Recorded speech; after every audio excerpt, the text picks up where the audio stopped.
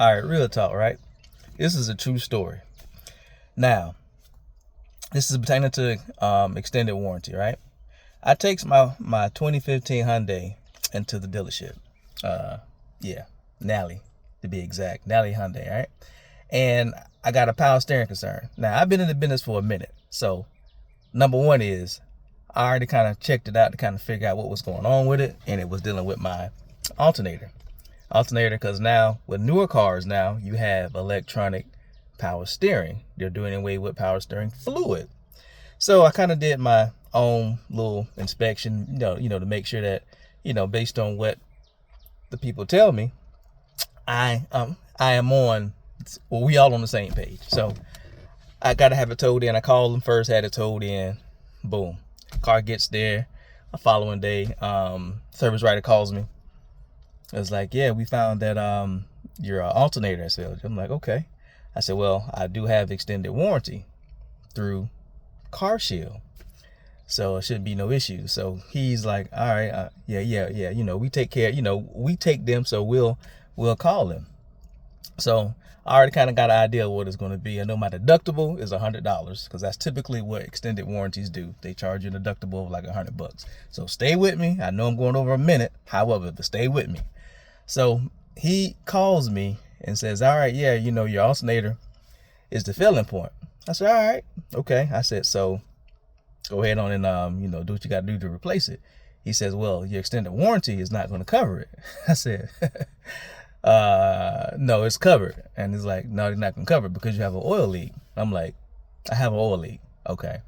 I said, now, mind you, before I left there, I said, did you check I said, look, make sure you pull the history on my vehicle. Again, I had my service work done at a dealership, at another, Rick Case Hyundai. That's a whole nother story in Duluth. Whew, I got something on that too. However, so sometimes they connected, sometimes they're not. And I said, look, it'd probably be in your best interest to call them. So they end up, he ended up not calling them and whatever, and then telling me, okay, well, it's going to be about $1,475 or something like that. It was like $1,400 to replace your alternator and also fix your oil leak. And I'm like, my man, I don't have an oil leak. He's like, yeah, you do. The tech, said you have an oil leak. I'm like, again, did you check the history? He didn't check the history. So I get there and I verify what he got going on. And, now with this new technology, they send you a video of, what the technician finds, right? So I asked her, I said, look, can I talk to you and the technician outside? And so they sent a little video. I looked at it. I'm like, I said, these guys, I swear, trying to pad the ticket. So I already know what time it is. Homeboy eyes got big because commission-wise, because they make commission on what they sell, of course. And he tells me, yeah, you got to replace the valve cover gaskets because the oil is leaking into the alternator. I'm like, no.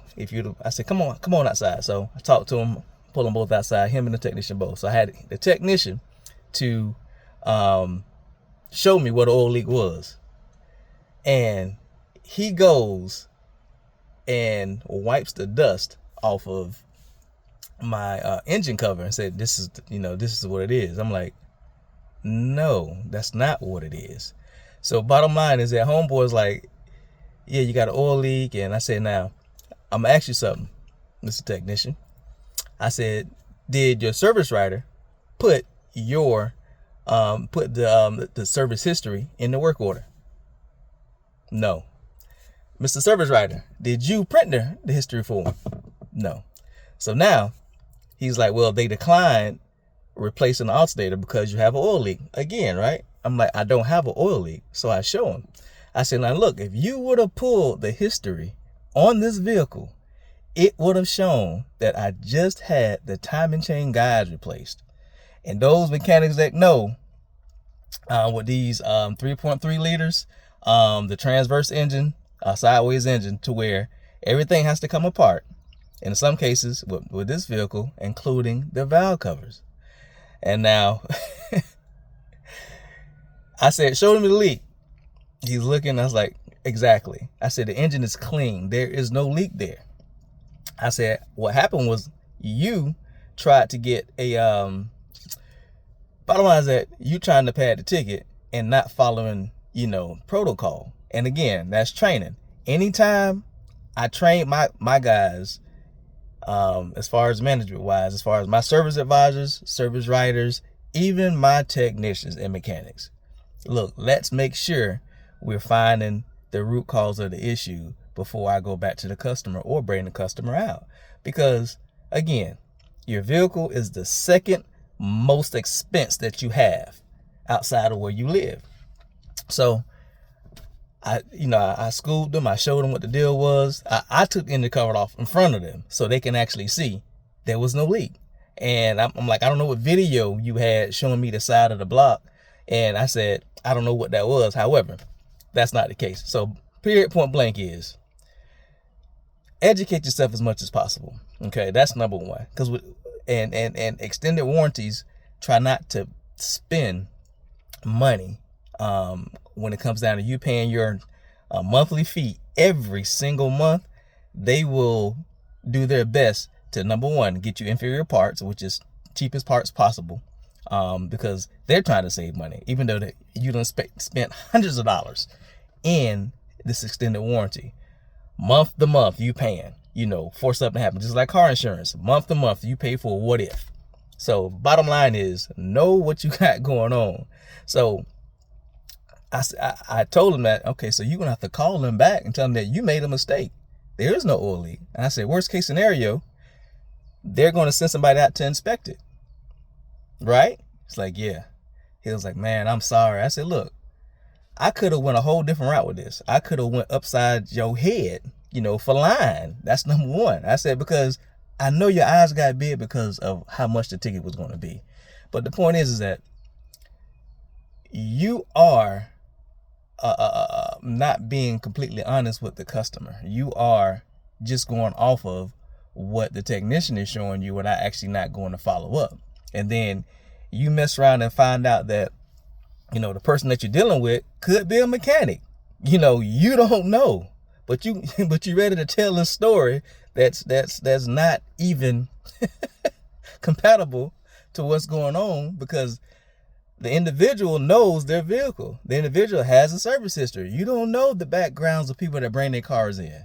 You understand? I brought my car to the dealership because I wanted a original equipment part, which is OEM. That's why I brought it here. So for you to tell me that I need valve covers, I need a serpentine belt, all of that, I said, before you verify the history, you know what I mean, don't open your mouth about selling something else. Or this other crazy thing, asking the customer, have you had any service work prior to bringing it in? Very simple question. Because that'll save you headache. That'll save your service manager headache. Because now they got to go sit in the office with this customer that you done lied to and try to pitch woo to dig your ass out of the hole that you done dug for yourself. And even with the extended warranty company, that's integrity. You trying to sell something, now you got to go back to the extended warranty company to say, I made a mistake. There's no leak. We need to get this covered. So always check and verify first is my point. Training is key. Asking the appropriate questions is key. That's all. But this is real talk. Know what you got. Peace.